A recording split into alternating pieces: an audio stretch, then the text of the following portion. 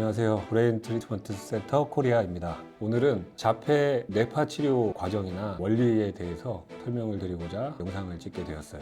세션이 5,000건이 넘어서 그 기간 동안 생긴 의문, 그런 모든 것들을 취합해서 몇 가지들을 미국에 보내게 됐고, 미국 본사에서도 뇌과학자로부터 답변을 받아야 되겠다라고 해서 미팅의 시간을 가졌습니다. 멀트라는 치료 기술로 저희는 뇌파를 치료하고 있는데요. 순서는 뇌파를 검사하는 EEG를 하고 고유 주파수를 확인한 다음에 최상의 치료 프로토콜을 미국으로부터 받고 있습니다. 미국 본사의 연구소에서 측정한 거를 분석하고 뇌신경 과학자들이 프로토콜을 제공을 하게 되는 부분이라서 미국의 기술이라는 높이 사고 있습니다.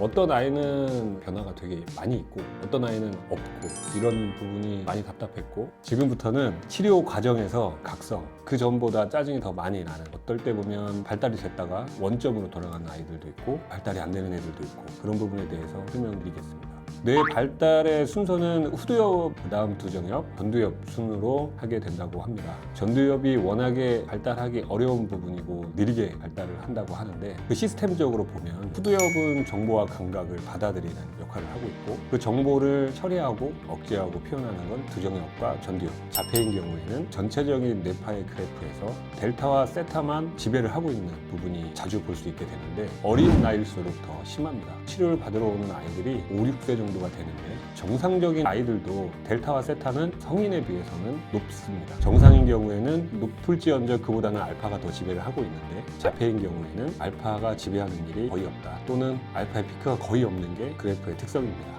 델타와 세타는 인위적으로 낮출 수 없습니다. 그리고 알파와 델타와 세타는 반비례한다. 알파의 활성도가 낮으면 낮을수록 델타와 세타 방해를 받고 있다라고 볼 수 있는데, 알파 활성도를 올려주면 델타, 세타도 안정화될 수 있고, 그런 효과를 기대하는 것이 멀트 뇌파 치료라고 합니다. 프로토콜의 기본적인 방법은 뇌파의 그래프를 봤을 때 피크가 여러 개일 수가 있어요. 그 중에 가장 빠르고 정상에 가까운 프리퀀시의 피크가 있다면 활성도를 높이는 것을 목표로 프로토콜이 나오게 됩니다. 그래서 이 EEG에 대한 판독하는 기술이 가장 중요한 기술이라고 볼 수 있고, 그 아이에 맞는 세기로 치료하기 시작하면 후두엽이 가장 빨리 발달을 하게 됩니다.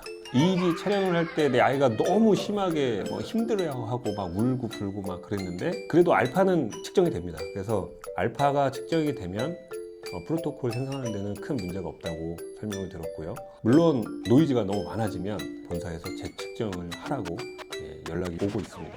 후두엽에서는 그동안은 받아볼 수 없었던 감각과 정보를 받기 시작하는데, 전두엽과 두정엽이 후두엽에 비해서 발달이 현저히 떨어지니까 이거에 대한 어떤 처리가 어렵습니다. 정보 처리가 되지 않는 이 과정에서 각성이라는 게 나옵니다. 그러면 후두엽의 발달이 현저히 더 높으면 각성이 더 커지냐? 그럴 수 있다라고 답변을 받았습니다. 발달이 된다고 해서 각성이 굉장히 심한데 유지를 하게 되면 아이는 더 힘들어지고 트라우마로 나오기 때문에 후두엽의 세기를 조금 낮춰서 각성을 완화하는 그런 치료 방법으로 선택을 합니다. 적당한 발달이 있어서 각성이 나올 수도 있고, 그런데 각성조차 나오지 않는다, 가장 좋지 않은 경우는 치료 효과가 없는 경우가 있을 수 있다라고 솔직하게 말씀드립니다. 두정엽과 전두엽의 발달이 되기 시작합니다. 그러면 아이의 각성이 점점 짜증으로 바뀌고 텐드롬으로 바뀝니다. 전두엽과 두정엽이 발달하기 시작했다라고 하면 만 3세 정도의 감각 처리에 능력이 되고 있다라고 볼 수 있습니다. 정상아이를 키우면서 겪는 어린아이의 짜증과 텐드롬을 치료하면서 그런 과정이 보일 수 있습니다. 짜증을 가만히 보시면 정말 원하는 게 있는데 엄마랑 아빠가 이해를 못하거나 자기가 표현을 하고 싶은데 잘 안 됐을 경우에는, 또는 자기가 루틴대로 해야 되는데 기억과 다르게 뭔가 흘러갈 때는 짜증을 냅니다. 무언가를 인지하고 짜증을 내는 것이냐, 아니면 정말 아무 이유 없이 짜증을 내는 것이냐고 판단을 했을 때는 반향어가 줄고 안 줄고로 인지 발달 정도를 볼 수 있다고 합니다. 예전에는 너 이름이 뭐야? 라고 했을 때 너 이름이 뭐야? 라고 쫓아가거나, 오늘 학교에서 뭐 먹었어? 라고 했을 때 오늘 학교에서 뭐 먹었어? 라고 그대로 쫓아가는 게 반영어인데, 어느 순간 너 이름이 뭐야? 그러면 성가 온, 학교에서 뭐 먹었어? 라고 하면 점심밥. 반향어가 줄기 시작하는 게 체크할 수 있는 기준이라고 들었습니다. 아이가 발달되고 있다는 것을 보호자들이 인지하는 게 중요하고요. 저는 지금 5차까지 저희 아이가 치료를 받았고, 앞으로 3년 남았네요. 3년 동안은 제가 할 수 있는 한 계속 뇌파 치료를 제공을 해주려고 합니다. 주류의학에서 회백질의 발달 한계가 만 10세에서 12세라고 합니다.